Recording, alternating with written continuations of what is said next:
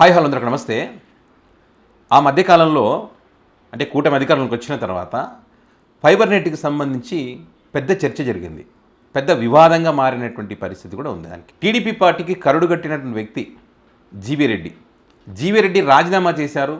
మరి ఎండి దినేష్ ఆయన బదిలీ కూడా అవ్వడం జరిగింది. ఈ ఫైబర్ నెట్ వ్యవహారంలోనే లోపల ఏదో జరుగుతూ ఉంది, అవకతవకలు జరుగుతున్నాయి, అందులో ఉన్నటువంటి తప్పులను ఎత్తి చూపాడని చెప్పి అందులో ఉన్నటువంటి తప్పులను ఎత్తి చూపాడని చెప్పి జీవీ రెడ్డి రాజీనామా చేసినా కూడా పట్టించుకోలేదు. మరి టీడీపీ పార్టీ కార్యకర్తలందరూ కూడా జీవీ రెడ్డికి మద్దతు ఇచ్చారు. చంద్రబాబు నాయుడు నిర్ణయాన్ని తప్పుపట్టారు. అయినా కూడా వదిలేశారంటే దాని అర్థం ఏంటి? దాని వెనక ఏదో జరుగుతున్నటువంటి విషయం ఒక క్లారిటీ అయితే జీవీ రెడ్డి రాజీనామాతో వచ్చింది. సో మరి ఈ ఫైబర్ నెట్కి సంబంధించి ఇప్పుడు ప్రైవేట్ పరం చేయబోతున్నారు. మరి దీన్ని ప్రైవేట్ పరం చేస్తున్నటువంటి క్రమంలో వీళ్ళు చెప్పేది ఏంటంటే వైఎస్ఆర్ కాంగ్రెస్ పార్టీ ఇంటి వీళ్ళు ఏది కొత్త నిర్ణయం తీసుకోవాలన్నా కూడా వైసీపీ హయాంలో తప్పు జరిగింది కాబట్టి ప్రక్షాళన చేస్తూ ఉన్నాం, వ్యవస్థలను గాడిలో పెడుతున్నాం అనేటువంటి డైలాగ్ వీళ్ళు కామన్గా చెప్తూ ఉంటారు. ఇప్పుడు కూడా అదే చెప్తా ఉన్నారు. వైసీపీ హయాంలో మరి ఆర్థిక లావాదేవీలకు సంబంధించి మరి ఇక్కడ అవకతవకలు జరిగాయి, దివాలా తీసింది. సిబ్బంది వివరాలు కూడా మా దగ్గర లేవు. గ్రామీణ ప్రాంతాల్లో ఎక్కడ పనిచేస్తున్నారో ఎవరెవరు ఉన్నారో వాటికి సంబంధించిన డేటా కూడా మా దగ్గర లేదు. 2019 నుంచి 2026కి పెద్ద మోసం జరిగింది. అదే కాకుండా ముఖ్య నేతల సిఫారసు మేరకు అంటే తాడేపల్లి ప్యాలెస్లోనే అంతా ఒక కుట్ర నడిచింది. వాళ్ళు ఎవరు చెప్తే వాళ్ళకు మరి బాధ్యతలు అప్పగించడం, లక్షల్లో జీతాలు ఇవ్వడం. సో ఇవన్నీ కూడా మేము అమలు చేయాలంటే కుదిరేటువంటి ఛాన్స్ లేదు. కాబట్టి మేము ప్రైవేట్ పరం చేయాలని నిర్ణయించుకున్నాము. మరి దీనికి సంబంధించినటువంటి ఆస్తులన్నీ కూడా ప్రభుత్వ ఆధీనంలో ఉంటాయి. కార్యక్రమాలు మాత్రం మరి వేరే ప్రైవేట్ కంపెనీకి అప్పగిస్తాం, వాళ్ళ కార్యక్రమాల వరకు చూసుకుంటారు.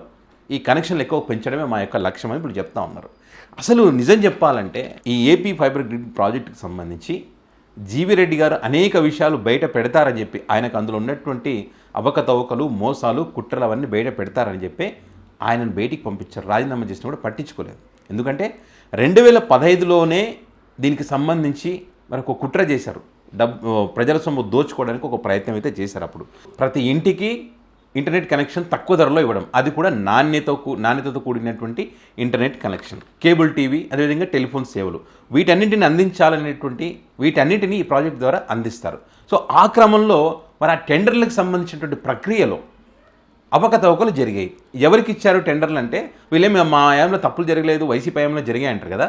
వీళ్ళ ఆయంలో జరిగినటువంటి తప్పులు ఏంటంటే ఇక్కడ 2015లో 330 కోట్ల విలువైనటువంటి ఈ ఫైబర్ నెట్ ప్రాజెక్టుకి సంబంధించినటువంటి ఫేజ్ 1లో ఈ టెండర్లకు సంబంధించి ఎవరికి ఇచ్చారంటే టెరా సాఫ్ట్వేర్ కంపెనీలు ఇచ్చారు. సో ఈ కంపెనీ బ్లాక్ లిస్ట్లో ఉన్నటువంటి కంపెనీ ఇది. అంటే వాళ్ళ కుటుంబాలకు, వాళ్ళ బంధువులకు ఏదో లింక్ ఉన్నటువంటి ఆ కంపెనీ ఏదైతే ఉందో వాళ్ళందరికీ లింక్ ఉందంట. చంద్రబాబు నాయుడు గారి ఫ్యామిలీ అనే కుటుంబాలు ఉంటాయి కదా, వాళ్ళకు లింక్ ఉన్నటువంటి కుటుంబం అంటే ఇది. అంటే వాళ్ళే ప్రజల సొమ్ము దోచుకునే విధంగా వాళ్ళే పంచుకున్నారనమాట. అక్కడ దేంట్లో బ్లాక్ లిస్ట్లో పెట్టారంటే వాళ్ళు ఎలక్ట్రానిక్ పాయింట్ ఆఫ్ సేల్లో నిబంధనలు ఉల్లంఘించారని చెప్పి ఆ కంపెనీ బ్లాక్ లిస్ట్లో పెట్టారు. మరి అట్లా బ్లాక్ లిస్ట్లో పెట్టినటువంటి కంపెనీలకు ఏ రకంగా టెండర్లు ఇస్తారు చెప్పండి? టెండర్లు ఇచ్చారు. అప్పుడు వాళ్ళపైన ఒత్తిడి తీసుకొచ్చారనేటువంటి చర్చ కూడా అప్పట్లో ఉంది. అధికారులపైన ఒత్తిడి తెచ్చారని. అయినా కూడా ఆ కంపెనీకి ఇచ్చేసి వేమూరి హరికృష్ణ ప్రసాద్ అని ఉంటాడు, ఆయన అందులో ఒక మెంబర్గా చేస్తారు. హెరిటేజ్ దాంట్లో మరి వన్ ఆఫ్ ది పార్ట్నర్ను కూడా ఏదో చెప్తా ఉంటారు, వాళ్ళ కంపెనీలో భాగస్వామని చెప్తూ ఉంటారు. అలాంటి వ్యక్తిని ఇందులో మెంబర్గా చేశారు. మెంబర్గా చేసి వాళ్ళు 114 కోట్ల రూపాయలు మరి నష్టం జరిగే విధంగా చేశారనేటువంటిది అప్పుడు పెద్ద ఎత్తున జరిగినటువంటి చర్చ. సో ఈ రకంగా వాళ్ళు మోసం చేసి వైసీపీ హయాంలో జరిగింది, ఇంకా సమాచారం వస్తుంది, విచారణ జరుగుతూ ఉంది. జరిగిన తర్వాత పూర్తి వివరాలను బయట పెట్టిన తర్వాత దాని తగ్గట్టు నిర్ణయాలు తీసుకుంటాం అని చెప్పి, అంటే ఇప్పుడు వీళ్ళు ప్రైవేట్ పరం చేయాలంటే వ్యతిరేకత వస్తుందన్నప్పుడు ఏం చేస్తారు? అన్ని ఇప్పుడు మెడికల్ కాలేజీలు ఏది ఉన్నా సరే, జగన్మోహన్ హయాంలో తీసుకొచ్చినట్టు అన్నీ కూడా మెడికల్ కాలేజీ కానీ ఇంకా ఇతర కార్యక్రమాల సంస్థలన్నీ కూడా మరి ఏం చేస్తూ ఉన్నారు? ప్రైవేట్ పరం చేస్తూ ఉన్నారు.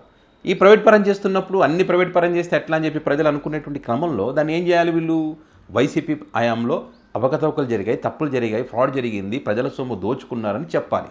అందుకే ఇప్పుడు చెప్తా ఉన్నారనమాట, విచారణ చేస్తున్నాం, సమగ్ర విచారణ జరిపిన తర్వాత వారిపైన చర్యలు కూడా తీసుకుంటామని చెప్తా ఉన్నారు. చూడండి ఎంత నీట్గా, ఎంత ప్లాన్డ్గా ఒక మోసాన్ని ఏ రకంగా చేయొచ్చు అనేది ఇక్కడ అర్థమవుతుంది. చూడండి ఎక్కడెక్కడ ఎవరెవరు పనిచేస్తున్నారో తెలియనప్పుడు అందులో ఉన్నటువంటి ఉద్యోగులను ఎందుకు పీకేస్తూ ఉన్నారు? వాళ్ళు రోడ్ ఎక్కి మాకు న్యాయం చేయండి అని చెప్పి ఎందుకు అడుగుతూ ఉన్నారు? వాళ్ళు గతంలో ఉన్నటువంటి కనెక్షన్లు ఇప్పుడు కనెక్షన్లకు వ్యత్యాసం ఎందుకు వస్తుంది? తగ్గిపోయాయి కదా. మీరేం 20 లక్షల టార్గెట్ పెట్టుకున్నాం, 50 లక్షల టార్గెట్ పెట్టుకున్నాం చెప్తున్నప్పటికీ ఆ స్థాయిలో ఉందా మరి? లేదు. ఏమంటారు? వైసీపీ హయాంలో జరిగినటువంటి పొరపాట్ల వల్ల ఇది జరగట్లేదు అంటారు. సంవత్సర కాలం అవుతుంది ఇంకా కూడా వైసీపీ అంటే ఇంకా మీరెందుకు అధికారంలోకి వచ్చి ఉన్నది ఎందుకు? సో మొత్తానికైతే డిజిటల్ భారత్ నిధికి ఐఆర్ అయితే ఒక లేఖ రాసింది. మరి వాళ్ళ నిర్ణయం ఏ రకంగా ఉంటుందనేది చూడాల్సింది.